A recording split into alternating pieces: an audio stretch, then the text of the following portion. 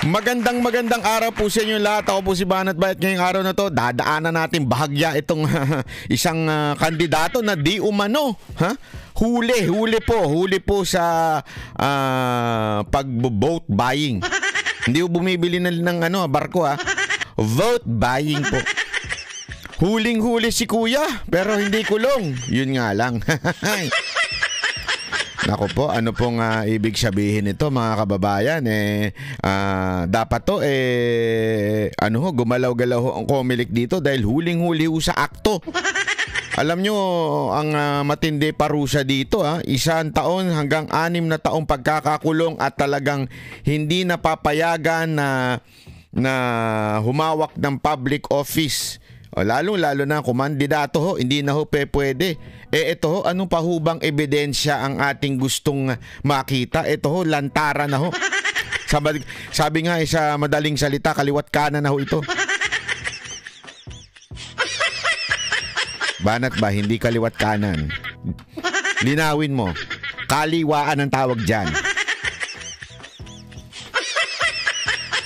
Bakit kanyo kaliwaan? Kasi di ba ang kaliwaan yung parang may bebenta ka, kunwari bebenta mo ito, tapos kaliwaan kayo ng bayad. Ganun ang kaliwaan. Di ba? Pero ang ibig lamang sabihin ng kaliwaan is kamay muna. Kaliwang kamay.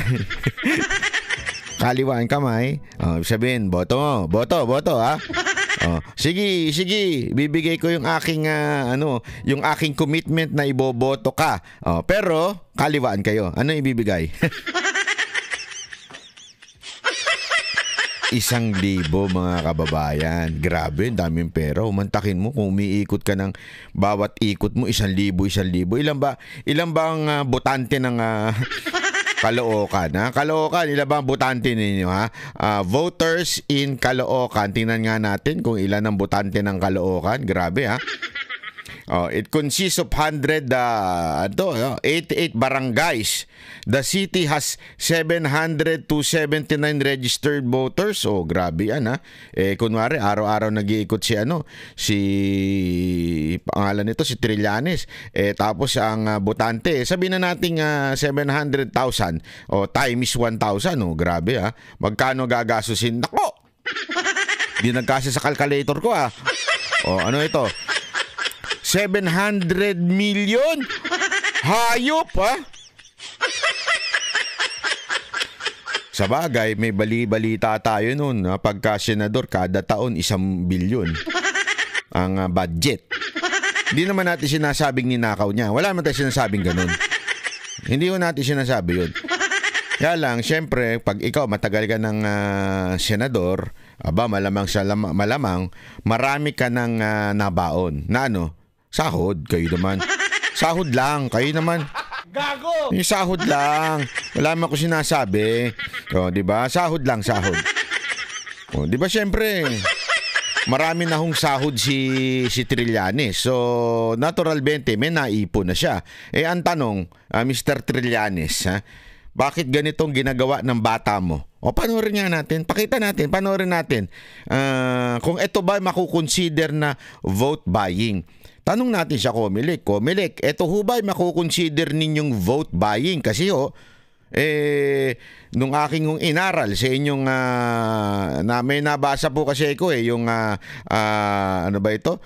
Yung article na Omnibus Election Code. Ang sabi doon any form ng pagpapalitan o pagbibigay ng pera o whatsoever ay yan nakukonsiderang vote buying.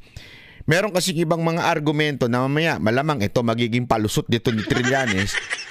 Pag-uusapan din natin yan. Pero mamaya papakita ko sa inyo yung talata o yung article ng batas na yan. Kung ano ba nakasulat dyan. Sige, pakita muna natin tong video ni Trillanes. Mayor!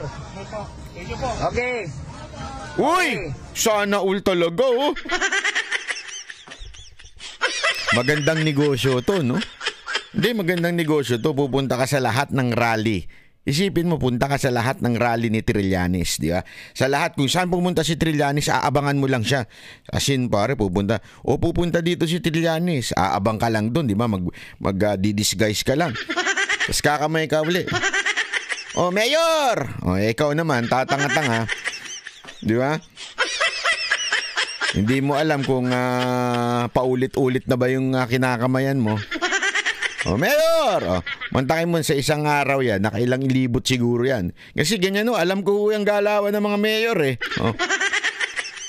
Kasi nakikita niyo yung kay Yorme, di ba? Pinapanood natin yung kay Yorme. May makikita ka bang ganyang abutan? Wala.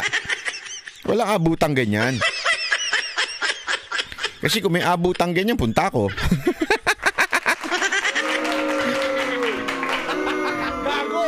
Aalamin ko yung schedule kay Yorme. Yorme, saan ka ba pupunta? Walang ganyang abutan. Oh, naku po, tingnan natin uli Oh. Okay, shalom. Shalom! Oh, talaga naman. May pa-shalom-shalom pa si kuya. Ikaw, kuya. Anak ka ng wewe, May pa-shalom-shalom ka pa, Oh. Mayor! Okay. Okay. Ayun! Okay, shalom. Mayor! Thank you po. Okay. Okay. Okay. Okay, shalom. Feeling ko ginagago niya eh. Feeling ko hindi naman to maka Trillanes eh. Alam mo yung nagulat eh. Uy, inabutan ako. Parang alam niya, inaabutan siya. Siguro nakita niya na sa malayo, inaabutan. O kaya naman galing na siya sa isang sortie. Naabutan na siya doon. Umikot na lang siya uli para maabutan, di ba? Mayor! Oy, huli pero di kulong. Okay. O yun, huli pero di kulong. Kuya, sikat ka na. Sino ka ba? Hindi, kasi may nagsasabing baka konsehal daw ito. Nakasulat dito konsehal Although hindi naman tinukoy, ang akin, feeling ko iba, hindi yan ng konsehal. Iba. Shalom. Ewan ko kung sino dyan ng konsehal. Pero gayon pa man, Mayor! kasi dalawang magiging palusot ni dito. Okay. Ni Trillanes. Shalom. Feeling ko dalawang palusot niya dito. Number 1, ang palusot niya dito, hindi naman siya yung nagbigay. Okay? O kung gusto nyo, ang lumabag sa batas itong nasa likod ko. Pero gayon pa man, it's really obvious. It's really obvious kung ano yung motibo nung nag-aabot sa likod. Di ba? Bakit? Di sana kung yung tao sa likod nag-aabot, inaabutan niya yung mga ibang, may mga dumaan, nakita nyo? Makikita nyo may dumaan eh. May tulonggis na dumaan habang naglalakad si Trillanes na walang pakialam sa kanya. Ayun, nakita niyo yung dalawang yon? Yun. Kung sana nagsasariling galaw itong si kuya, yan si kuya nagbigay ng 1,000, di sana inabutan din niya yung dalawang lalaking tulonggis na yun, di ba? Na naglakad sa kanila, walang pakialam. Sino ka ba? Tumabi ka nga dyan, dadaan ako. Sana ganon, di ba? Pero hindi Kung sino lang yung kinamayan, matik. Pagkamay ko, yun ang abutan mo. Di ba? Pero sabi ko nga, may lusot si Trillanes dito. Technically, mate-technical na. Hindi ako nag-abot wala akong alam doon. Di ko alam na inabutan niya ng 1,000. Di niya alam. Sa tingin ninyo, alam ni Trillanes na inabutan ng 1,000? Alam niya ba kaya yung ganyan? Sa tingin ko naman, Trillanes, ako, opinion ko lang to. Sa tingin ko, alam mo naman gaabot ng 1,000. Pansinin niyo yung pangatlo. Sino kaya yung pangatlo na yun? Nako, PSPG kaya yan? Bata mo, Marbil? Bata mo ba yan, Marbil? PSPG ba yan? O baka naman sa yan, sa military yan. Kasi dating, ewan ko ba, paano naging member to si Trillanes ng AFP? Kaninong yan? Di ba dapat tagapagpatupad kayo ng batas? Hindi taga-protekta na may dala ng pera? Kasi ang dating niya, bantayan natin to, may pera. Hindi kaya? Wag naman po sana, kuya, wag naman po sana ganun ang ating mindset na ito may dala, kaya kailangan itong proteksyonan natin. Hindi kasi alam mo yun, di ba? Alam mo, kaya nga sinabi ko sa inyo, eto kasi yan, alam ko ano dyan SOP. Dapat kung sakaling yun yung nagbabantay kay Trillanes, di ba? Mukha hindi ko sinagsigurado pero mukha. Dapat nakasunod kay Trillanes. Unless yung kasama ni Trillanes kasama niya. Kaya nandun lang sa likod. So, ibig sabihin, hindi siya separate person. Okay, naintindihan niyo ibig sabihin? Kung babasahin natin yung video, Hindi kasi kung separate person yan, si Trillanes, yung security niya, tapos yung nagbibigay. Pwedeng gano'n. Ibig sabihin, may sariling lakad yung nagbibigay. Pero kung matik na, kasama ko ito nagbibigay, kaya nandun siya sa likod. Tama, mali? Hindi, ito, opinion ko lamang naman po ito. Pero dyan, naku po, malako, huling-huli. Huling-huli si kuya nagbigay. Ito, yan yung unang palusot. Unang palusot, hindi naman ako nagbibigay. Si kuya naman. Yan ang unang palusot. Tama, mali. Okay. Ang pangalawang palusot na maaaring sabihin ito ni Trillanes, hindi pa naman simula ang campaign period. So, hindi ibig sabihin ako ay kandidato na. Hindi ho, Sa akin. Sa akin, maybe technically, hindi pa simula ang campaign period. So, pwede mo sabihin na, maaari mo sabihin pero nung aking tinitignan at inaaral po yung batas, wala po nakasulat doon na this specific law, itong batas na ito, magsisimula during the campaign only. Walang ganun. Wala ho ako nakikitang ganong klaseng provision doon sa batas o nakasulat doon sa batas. So, hindi mo pwedeng sabihin na, yan, yan lang, panahon lang yan ng tawag dito, ng campaign period na bawal mamigay. Kaya kung ganun, lokohan na, di ba? Ang gagawin ko, mamimigay na ako before the campaign period. Halimbawa, kandidato na ako di ba? Na-declare, tandaan ninyo nag-submit ka na ng iyong candidacy. Na-declare na yung mga nuisance. Ibig sabihin, may numero ka pa nga binibigyan ka ng numero may numero ka na. Ibig sabihin, technically, publicly, you have a number, you are a candidate. Diba? Even if the campaign period hindi pa nagsisimula, you are a candidate. The mere fact, nagsisimula na printing, ina-announce na sa telebisyon na kandidato ka, may numero ka na. Yung numero nanggagaling sa COMELEC. So, ibig sabihin, the COMELEC acknowledge your file ng candidacy. So, therefore, you are a candidate. If you are a candidate, ibig sabihin, dapat nasa ilalim ka na ng Omnibus Election Code na kung saan bawal namimigay. Okay? Ngayon, ibig bang sabihin ito, pwede mong ilusot na hindi naman ako namimigay. Hindi pwedeng ganun. Kasi kung ganun din pala yung puso nung batas na yun, anak ng weweng batas yan. Hindi ako mamimigay. Kayo lang mamigay. Ikaw yung mamigay. Naka-t-shirt naman kay Trillanes di ba? Hindi ko rin pwedeng ganun. Mga madam, mga sir, di ba? Na, hindi ako nagbibigay. Wala ako alam dyan, hindi ko alam yan. Pero tao mo yun. Hindi ka namimigay pero naka-Trillanes na damit. Diba? Hindi naman pwedeng ganun. Di ba? Kasi or else, tandaan natin, there is always a heart of the law. Kung ano yung intensyon ng batas na pigilan o di kaya intensyon ng batas na ipatupad. Ngayon, sa ganitong klaseng senaryo, sa tingin nyo ho ba yung puso ng batas na nagsasabing bawal ang vote buying, nalalabag? Kayo ho ang sumagot, mga kababayan. Huwag ho tayong magtanga-tangahan. Ito ho bang ginagawa ni Trillanes na ito ay paglabag sa batas ng Omnibus Election Code?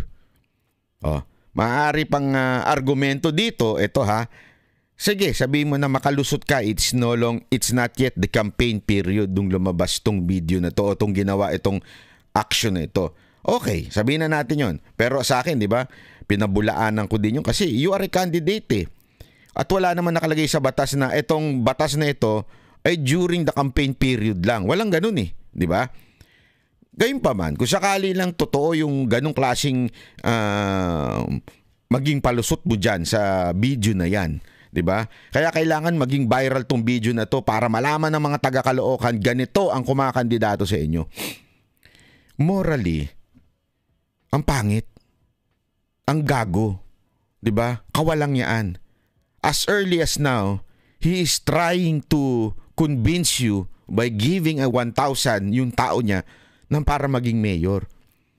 Ito ho, lantaran na ho ito. Yung iba nilalagay pa siya envelope. Yung iba nilalagay pa sa basket, di ba? Ito abot-abutan, no? I mean, ewan ko mga taga Caloocan, kung kayo nasa tamang ulirat at ganyan ang kumakandidato sa inyo, tapos iboboto ninyo, sa tingin ninyo, kayo mga taga Caloocan, saan babawiin yan? Kayo ang sumagot. Wala lang, gusto ko lang mamigay na 1,000. Okay na.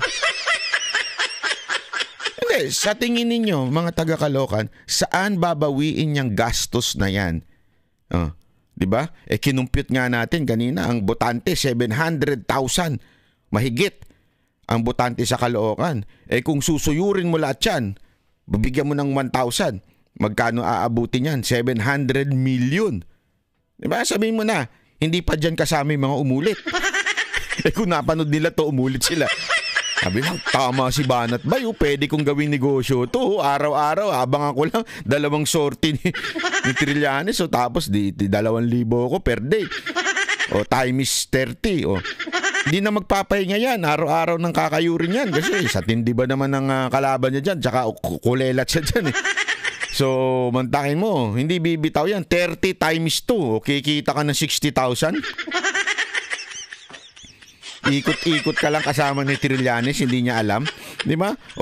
Diba? Pwede nga ganun Hindi, anyway, ang punto natin dito, yung bagang values, kung hindi man yan illegal, okay, dahil napalusot technically, sana masilip ng COMELEC to kahit walang magsampa ng kaso. O kaya sana yung kalaban ni Trillanes, sampahan nyo ng kaso ito. This is an obvious evidence. Wala na hong lusot dito. Video na to. It speaks for itself. Diba? Ito, kitang-kita na. Abutan na. Wala na hong ganito na kung kagarapal ang ating mga politiko. Lalong-lalo si Trillanes. Ang kapal ng mukha-mukha. Ganyan ka na baka desperate? Hindi ka na nga tumakbong senador kasi alam mo di ka mananalo. Alam mo wala kang pag-asa sa Senado. Pinilit mo ngayon tumakbo dyan sa LGU. Mga taga Caloocan, magising kayo Kung ganyan na magiging mayor ninyo, sigurado ako kawawa ang lungsod ng Caloocan. Sigurado akong sasayad kayo, babagsak kayo ng pabagsak. Baka kababayan, common sense. Walang negosyong nag-invest ka at hindi ka babawi. Tama, mali. Don't tell me public servant yan. Serbisyo sa bayan. Hindi. Ewan ko, gago ka na lang. Pag maniniwala ka pang yan, ang tawag dyan, serbisyo sa bayan. Di ba? Bulag ka sa katotohanan kung ang tawag mo sa ganyan ay serbisyo sa bayan.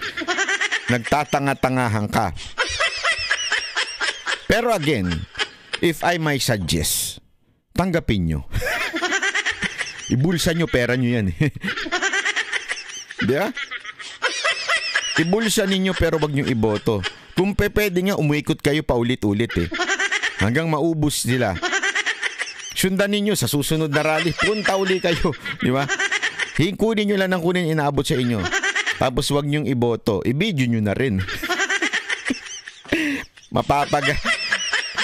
Sigurado ako mapapagalitan to si Kuya. Sasabunin to si Kuya ni Trillanes. Naku, kawawa ka naman Kuya. Masasabong ka ng amo mo. Ang takay mo ba naman? Ako hindi kaya niya nakikita na nagbibideo. Kung may ginamit siyang hidden video. Kasi may mga ganyan, mga sunglasses na baka Ray-Ban Meta. Kasi talagang, grabe ka, brado. Or talagang makapal ang mukha nito ni Trillanes at itong grupo niya. Ang kapal ng mukha.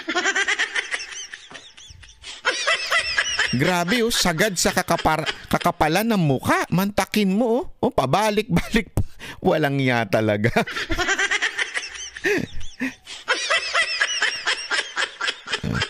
Ewan ko na lang kung kayong mga taga Caloocan, iboboto nyo pa to.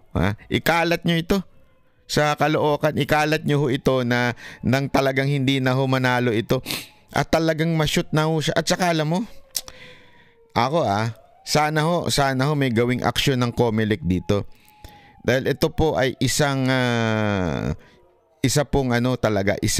pambabastos sa values nating mga Pilipino na ganito na ho ba talaga tayo? Doon nga sa isang video ko sabi ko, kung sa local government pa lang o sa LGU pa lang, 'di ba? Ganito na ang mga kandidato. How do you expect sa national na magiging hindi corrupt ang mga Pilipino? Pero ang tindi nito Bakit kanyo? Ang lakas ng loob nito, 'di ba? Nasabihin ng mga Duterte corrupt. Diba? Ang lakas ng loob nitong mga to na sabihin ang mga Duterte ay corrupt, nagnanakaw, 'di ba? May mga statement siyang ganyan. Tapos ganito yung ginagawa niya. Kaya nga sinasabi ko sa inyo ganyang ka-plastic ang mga politiko sa ating bayan. So sobrang plastic. Siguro kahit ano hindi na masusunog yan.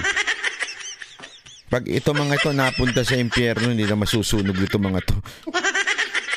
Magme-melt lang. You know? Hindi ko kasi, alam mo nung iniisip ko to, sabi ko, wala malang delikadesa ito, hindi malay binalot. Delikadesa binalot no? Gago! Alam mo yun, hindi man lang inilagay. Di ba pag minsan naglalagay ka, nakasingit lang dito sa, parang magic yan Di ba? Nakasingit lang dito, tapos kakamay ka lang din. Kasi, may naiiwan di ba? Ganun pwedeng ganun pambihirang buhay Eto, hindi man lang tiniklop yung pera. Hindi kaya ang palusot niya, hindi naman pera yun flyers yun. Gago! Ay nako. Alam nyo mga kababayan, ewan ko ginagawa ko lang katatawanan ito, pero pag iniisip ko na mabuti ito, ganito na ho tayo. Paano na ho magkakaroon ng kaayusan? Lahat, eto di ba? Kami pong Banateros nag-host po kami ng na senatorial sukatan sa SMNI, di ba? Wala po ako sigurong narinig na kandidato nagsabing, ako po ay para sa korupsyon. Ang gusto ko po ay ang bayan natin ay maubos ang budget at gusto ko po na makurap lahat ng pera ng taong bayan. Wala pa ako narinig na kandidatong ganun. Lahat ng kandidato may anti-corruption. Ang walang napatunayan. Si Pastor Kibuloy pa lang may napatunayan dyan sa anti-corruption. Kaya nga 'di ba nung nagpunta daw si Marcos sa Prayer Mountain ng KOJC, tapos sinabi niya, bakit ang ganda dito? Bakit sobrang ganda 'to? Lawak, grabe lawak. Mountain. Imagine the mountain. Sobrang ganda. Mas maganda pa ho dyan. Ako dati, nagugustuhan ko sa Camp John Hay. Walang binatbato. Eto ho, hindi lang pine tree, pati bulaklak. Simoy ng hangin, grabe ho yung, kasi dahil sa daming puno, tapos as in, sobrang ganda ho. Di ba tinanong ni Marcos nung hindi pa siya dating presidente, hindi pa ho siya presidente, tinanong niya, bakit bigyan niya ng, kasi sagot ni Pastor Kibuloy, zero corruption dito. Every details. Alam mo ako, observant ako Pag kami nagpupunta ng SMNI, kain kami ng kain. Kasi lagi doon buffet doon Tapos makikita ko yung kanilang worker. May naayos na resibo sa tabi. Hindi niya alam, sinisilip ko. Chismoso ako Sinusulat lahat ng gastos doon sa pagkain, mga binili. Nakasulat, may OR. Sabihin talagang OR. Talagang nililista. May notebook pa. Kasi talagang hindi pa pwedeng pag bumili ka ng asukal, alam mo yung papatungan mo. Hindi, kailangan nakasulat lahat yan. Detalyado. Kasi nga, ang training sa kanila, zero corruption. Walang napupuntang sayang. Hindi pwedeng may bubul. Sa kung ano talaga yung binigay, gagastusin. Lahat yan. Listado yan. Kaya nga sabi ko nga sa inyo, sa mga kandidato, yun pa lang ang nakita kong talagang zero corruption nagawa na. Pag every time na tinatanong namin, hindi ko naman sa inaano yung mga natanong na namin, Ang sabi lang nila, ako ay anti-corruption. Ito ang gusto kong mangyari. Ito ang gusto kong mangyari. Ito ang gusto kong mangyari. At ganito ang gagawin ko para mawala ang korupsyon. Ganito, ganito, ganito. Diba? Lahat yan. Lahat sila ganun. Wala akong nagsabing gusto nila korupsyon. Lahat sila ganun. Pero wala ka pang narinig na, ako po, tumatakbong senador at ako ay anti-corruption. Ganito ang ginawa ko. Si Pastor Kibuloy pa lang ang nakita kong meron ng ebidensyang naipakita. Ngayon, sabi ko nga inong naiiling ako na iniisip ko, ito na ata ang pinakamalalang taon, itong 2024, 2025, di pa tapos, pero ito na ho ata ang pinakamalalang gobyerno pagdating sa korupsyon. Sagad sa buto. Alam niyo kung bakit? Ito walang biro. Alam niyo kung bakit? Kung ganito ang klaseng pangangampanya meron tayo, how do you expect pag nakaupo ang mga ganitong klaseng tao sa gobyerno? Kayo sumagot. Diba? Ito walang ng joke. Kayo sumagot. Paano ang gobyernong patatakbuhin kung ganito sila nagsimula? Kung sinimulan mo ng ganito, na namimigay ka ng pera, ano sa tingin ninyo mangyayari pag sila nakaupo? Every time na gusto nilang tumaas ang ratings nila, mamimigay sila ng pera at papalandakan nila pagmumukha nila. Tayo ang bansang hari ng ayuda. Ito rin yun Yun nga. Buti nga yun. Kahit papaano. Hindi, pero ina-announce din nila. Bibigyan ko kayo ng 5,000. 5,000. Diba? Eto. Hindi lang talagang inaabot na ito sa'yo Brad mamaya na akin. Hindi, walang ganun. Walang ganun. Banat ba? Pero grabe na sabi ko, hindi na ito tama. Hindi na ito tama sa bayan natin. Gusto natin maayos, simulan na natin sa baba. Simulan na natin sa local government. Kung kung totoo yung sinulat nitong nag-video na to na pati yung konsehal, grabe naman po, pati ba naman yung konsehal? Ganyan na ba tayo sa bayan natin?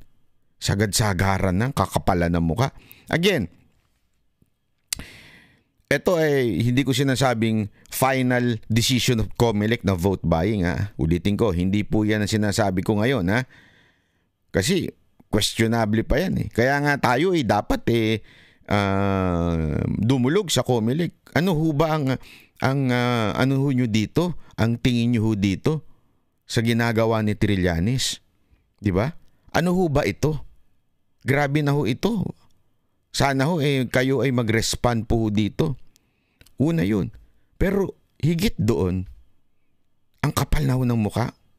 Yun na ho masasabi ko, hindi man siya matatawag na illegal ngayon kasi let the court decide kung illegal yan o COMELEC, let that court decide. Pero grabe na ho. Kasi alam ko may palusot sila dyan Lahat ng tao may palusot. Yun nga nakapatong na may palusot pa Hindi nagmamasahe lang ako dito. Kaya ako nakapatong. Hindi naman, wala naman ako ginagawa. Bakit nakapasok? Masyadong kasi, para mamasahe talaga at saka hindi siya makagalaw. Di ba? Alam mo yung, hindi, ito medyo bastos lang yung biro ko. Pero alam mo yun, sa mga nahuli mo na may palusot pa. Uling-uli, maraming ganyan sa telebisyon, sa mga news. Yung mga nakapatong na, nakayakap na, nakahubad na, may palusot pa. Tama, mali. Kaya nga sabi ko sa inyo, sigurado ako may palusot to Itong ganito, huling-huli mo na huling-huli na talaga. May palusot si Trillanes dito. Pupusta ko. Kaya nga sabi ko, hindi ko sasabihin na illegal ito ngayon. COMELEC ang magsasabi niya at saka korte. Pero sa tingin ko at sa pananaw ko, ay talagang mali. Maling-mali ho yan. Sa tingin ko yan ay sakop nung Omnibus Election Code na vote buying. Sa tingin ko. Pero ang declaration niyan, kung totoong illegal yan, ay COMELEC at korte. Pero sa opinion ko, wala na ho. Iba na ho yan. Hindi na ho masasabing tama yan. At syempre, pagdating naman po sa moral, napaka-baboy na ho naman ng ganyan. Diba? Hindi na ho tama yan. Napakababoy ng ganyang klaseng gawain. Harap-harapan na. Alam nyo, ito mga kababayan, yung ganyang harap-harapang ginagawa nila, nakakabastos Para bagang sinasabi sa'yo, pera ka lang. Hindi ko na itatago to, pera ka lang. Boboto ka na. Hindi na natin sisimplehan to. Diba? May mga minsan, for the boys. Mga ganyan pa Medyo may konting hiya pa. For the boys. Ito hindi garapalan. No, ito 1,000. Diba? Ano, ganyan na huban nyo Trillanes itratuhin ng mga taga-Caloocan na nabibili lang? Ganyan nyo huba tratuhin sila? Diba? Kayo namang mga taga-Caloocan, magising na po kayo. Wag nyo iboboto yung ganitong klaseng tao. Good luck sa inyo kung saan niyang babawiin. Ako po si Banat Bay. Maraming salamat po. Yan ang Banateros, boses ng ordinaryo Pilipino. Banateros ay walang